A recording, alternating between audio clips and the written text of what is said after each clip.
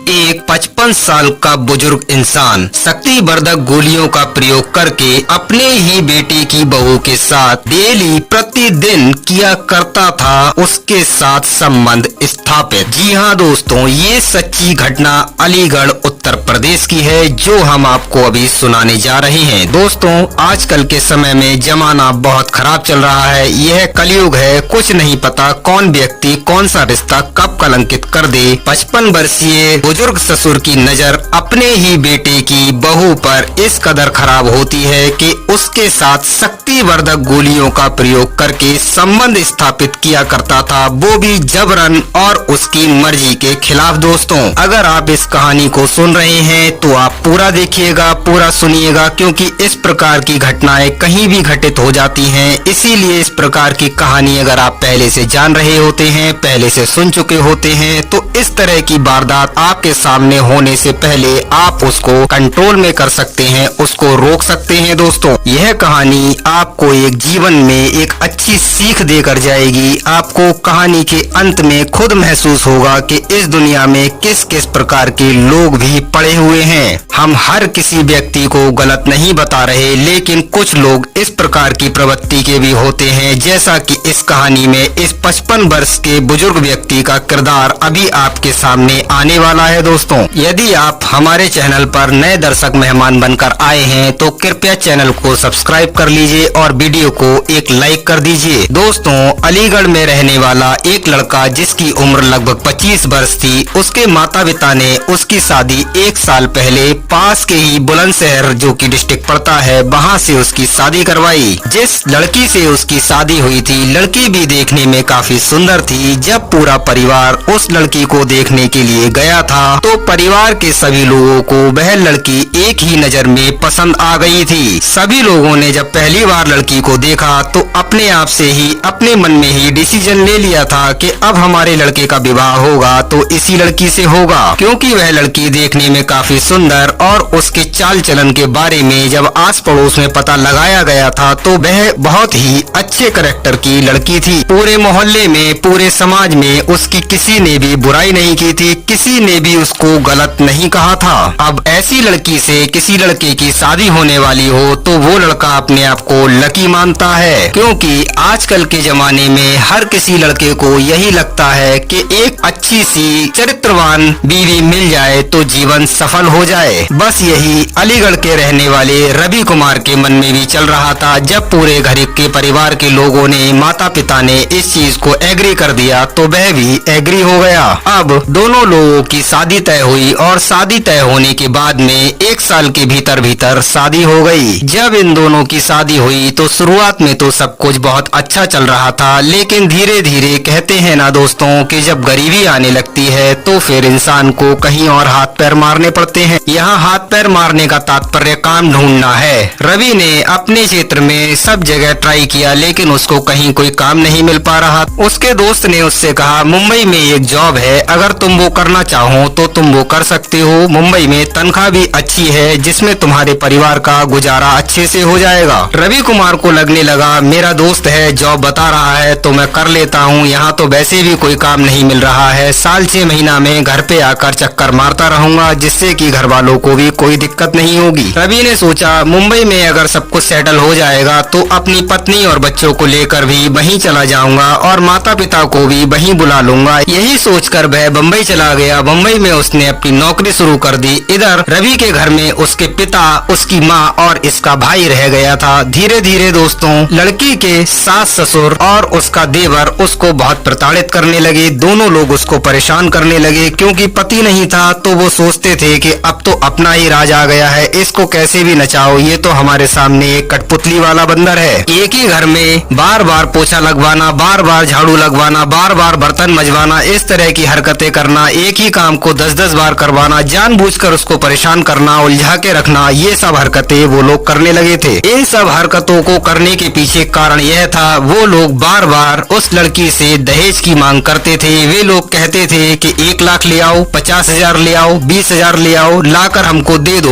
मतलब अपने पिता से पैसे मांगकर हमको लाकर दे दो, हम उनसे अपना व्यापार करेंगे, अपना खर्चा चलाएंगे। लड़की ने 1-2 बार तो लाकर दे दिए थे, लेकिन जब उन लोगों की आए दिन की डिमांड हो गई तो वह भी असमर्थ हो गई थी। आखिर लड़की के माता पिता भी कहां तक उसका सपोर्ट करते, कहां तक उसको पैसे देते। लेकिन इधर रवि के माता पिता और उसके देवर इस चीज को मानते ही नहीं थे। उनका मानना था कि अगर ये घर में रहेगी तो पैसे ला कर देगी, तभी ये घर में रहेगी, नहीं तो इसको हम नौकरानी बनाकर रखेंगे। देखने में यह महिला सुंदर थी तो उसका जो देवर था वह उस पर बुरी नजर रखने लगता है, कहने लगता है कि अगर तुम अपने घर से पैसे नहीं ला सकती तो कम से कम मुझे खुश तो कर सकती हो ना। इस बात से वह नाराज हो जाती है, कहती है कि इस तरह की हरकत आगे से मत करना, आज कर दी तो कर दी, इसके अलावा अगर तुमने दोबारा मुझसे इस तरह की कोई बात की तो समझ लेना इसका अंजाम बहुत बुरा होगा। उस समय तो उसका देवर कुछ नहीं बोला, लेकिन कुछ दिन बाद जब घर में इसके सास ससुर नहीं थे तो वह देवर आया और उसने उसके साथ छेड़खानी शुरू कर दी। महिला विरोध करने लगी तो वह नहीं माना और उसने जबरन उसके साथ घर में वहीं पर बलात्कार कर दिया। बलात्कार करने के बाद वह उससे बोला कि अगर तूने इस बारे में किसी को कुछ भी बताया तो तुझे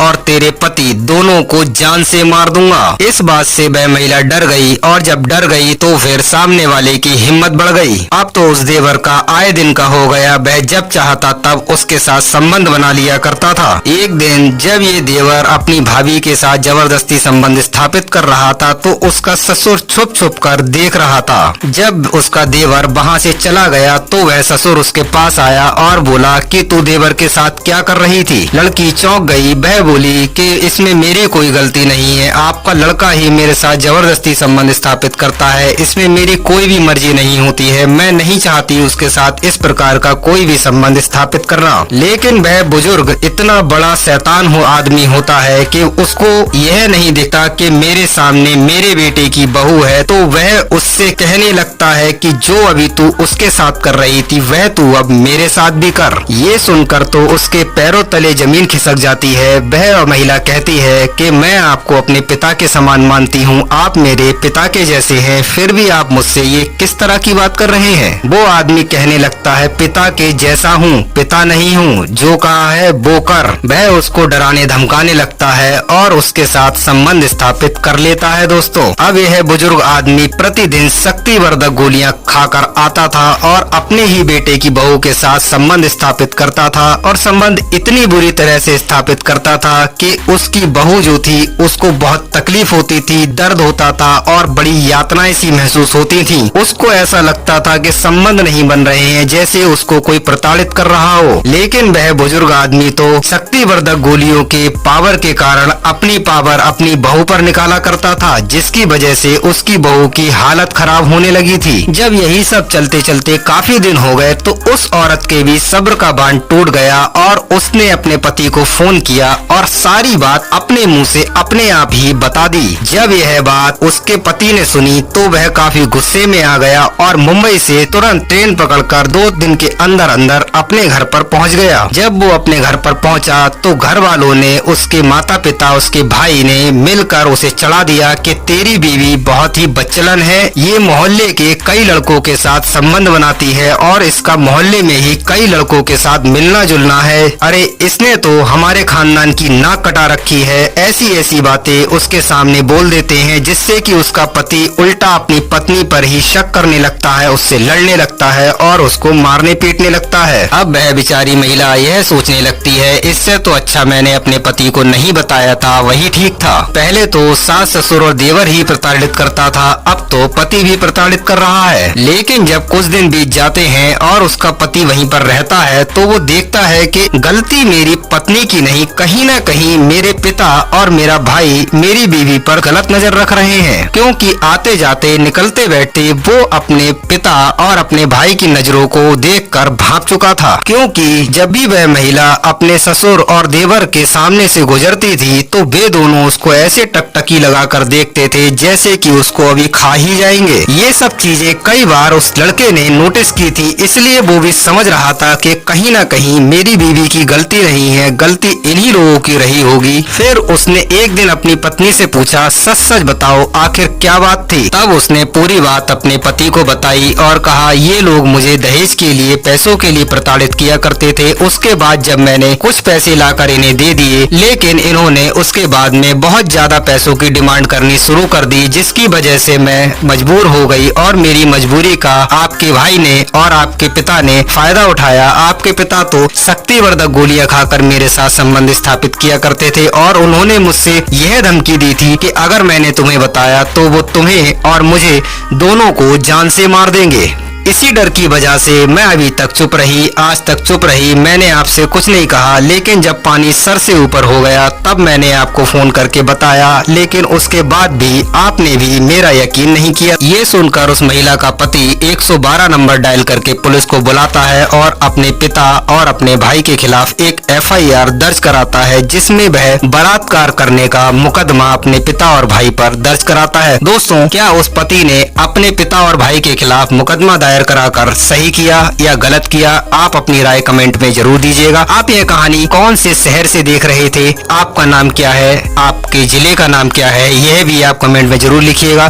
दोस्तों, इस कहानी का उद्देश्य किसी के मन को ठेस पहुंचाना नहीं है, किसी की भावनाओं को ठेस पहुंचाना नहीं है, किसी भी तरह की अनैतिकता या अश्लीलता को बढ़ावा देना नहीं है। यह कहानी एक शैक्षिक संदेश के रूप में समाज को जागरूक करने के लिए सुनाई गई है। दोस्तों, इस कहानी के सभी पात्रों के नाम व जगह के नाम को बदल दिया गया है, क्योंकि हम किसी की भी बदनामी या नाम लेकर उस व्यक्ति की मुख्य रूप से पहचान नहीं करवाना चाहते। हम अपने चैनल के द्वारा समाज को जागरूकता फैलाना चाहते हैं। हमारा उद्देश्य इस कहानी के माध्यम से समाज को एक शैक्षिक संदेश, एक एजुकेशनल पर्पज के हिसाब से यह वीडियो बनाकर समाज को जागरूक करना है। दोस्तों, अगर आपको वीडियो पसंद आई हो तो एक लाइक कर दीजिएगा, अपने सभी रिश्तेदारों के साथ भी शेयर कर दीजिएगा। सतर्क रहिए, सावधान रहिए, किसी पर भी इतना भरोसा मत कीजिए कि वह आपके साथ गद्दारी कर दे। भरोसा करना गलत बात नहीं है, लेकिन ज्यादा आंखें बंद करके भरोसा किसी पर भी नहीं करना चाहिए। यह हमारे सभी दर्शकों से सलाह है। सलाह आपको अच्छी लगे तो कृपया एक लाइक कीजिए। धन्यवाद दोस्तों, मिलता हूँ आपसे एक नई कहानी में। तब तक के लिए नमस्कार।